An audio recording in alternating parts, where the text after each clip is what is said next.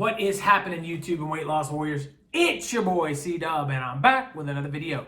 And today I want to talk about 5 things that I did when I was obese. And the reason I chose this topic was I just figured it would be neat to sit back and learn from some of the things that I did that were bad habits that I've replaced with some other things and I've learned from to help you out on your weight loss journey. And so if you've never clicked on one of my videos, that's what this is all about. I started this channel because I've lost 125 pounds. And I just figured that I've learned a lot along the way.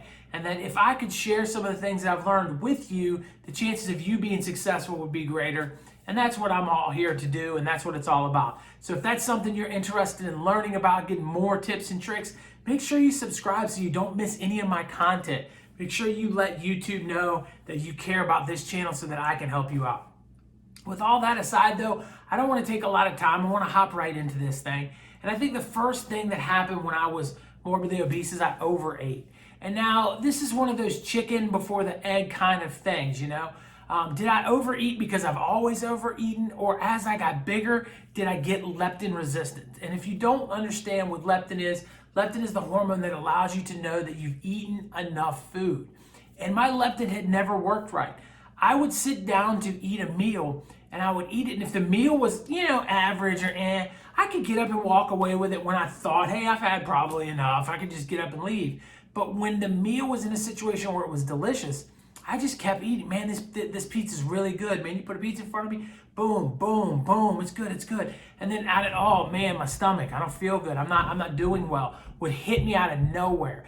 And it didn't happen every once in a while. It happened all of the time. And so being that, it's called leptin resistant. And I think most morbidly obese people have some kind of leptin resistance. It's not that your body is not producing the hormone leptin. In obese people, it has been shown that your body produces too much of the hormone. So your brain is like, leptin's flying around here all of the time. Just keep eating. I can't even trust it. I don't know whether it's right or wrong, so just go at it. And I think that that's kind of where we all kind of sit. The good news is, as you lose weight, and if you do intermittent fasting, your fasting fixes some of that over the course of time. It didn't happen right away for me.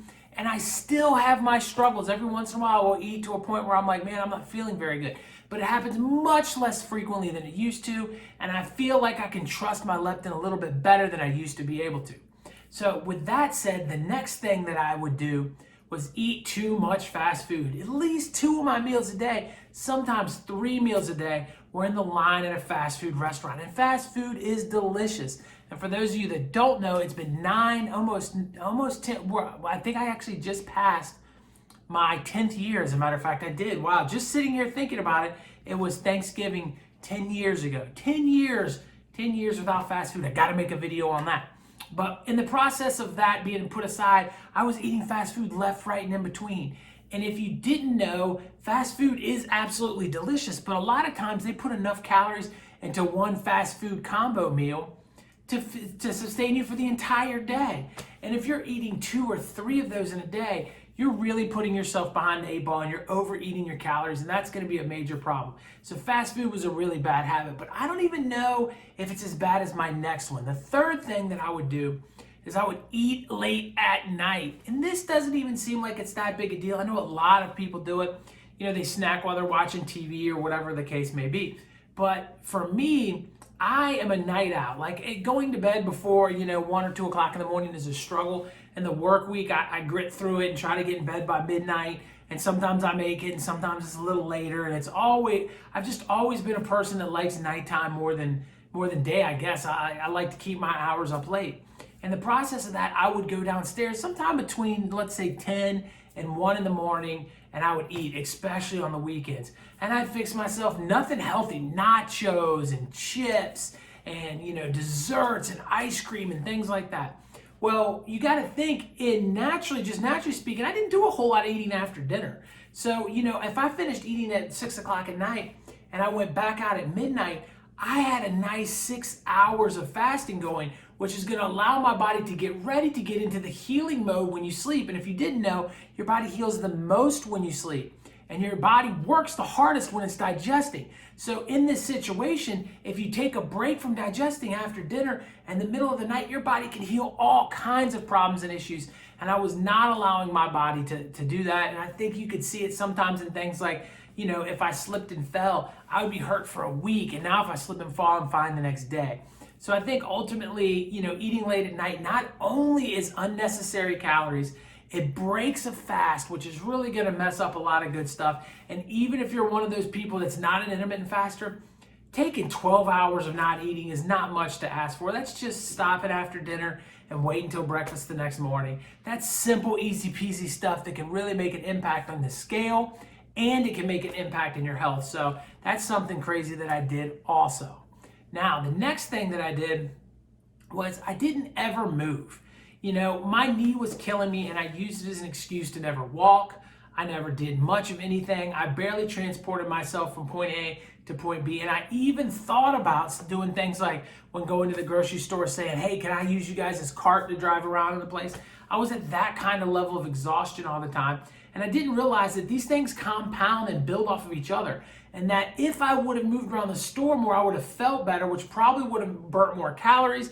And it definitely would have encouraged me to eat a little bit less often. So I think that moving is an important part of it. And you don't have to be going to the gym and putting in 4 hours of work, but making sure that you get up off your feet every hour, move around a little bit, and burn a couple of extra calories can be monumental in your weight loss game. The last thing I want to talk about is the most important thing. So I hope you hung with me until this point, but it is the belief that I could do it. I didn't have the belief. I did not believe that I could lose weight. I had tried so many different times in so many different ways. I had bought into so many different diet plans and so many different infomercials. I had fully believed that I could come up with, you know, a way to lose weight through the commercial means. I believed in what all the mainline weight loss people said. And I was failing left and right. And so I just felt like I had no hope and that there was no fixing my weight loss problem, that I was going to go ahead and die one day way too early with some kind of disease due to my health. And I just believed it and accepted it. Let me tell you, that was the biggest mistake of my life. Because not only could I do it, but I could do it great. I could lose 125 pounds. I could go out there then and spread my knowledge to help other people. And I could get people from all across the globe and all corners of the world lose weight too. And at the end of the day, if you don't believe that you can do it, you're right. And that's a powerful statement. But I'm going to tell you the good news is if you do believe you can do it, you're right also. And that's a powerful statement. So that's kind of what I want you to think about it. You have to believe into existence that you can do this, that you can make the effort to change your health. And I know from experience that not only can you do it, but you can do it great. I am not special. I am no superhero. If you've never seen my video talking about Am I a Superhero, it's right here. I think you'll like it. Over here's one YouTube you think you'll like, but before you click on either one of those, my face is right there. Click on that and subscribe to this channel. Become a weight loss warrior. I'll talk to you guys on the next one. Peace.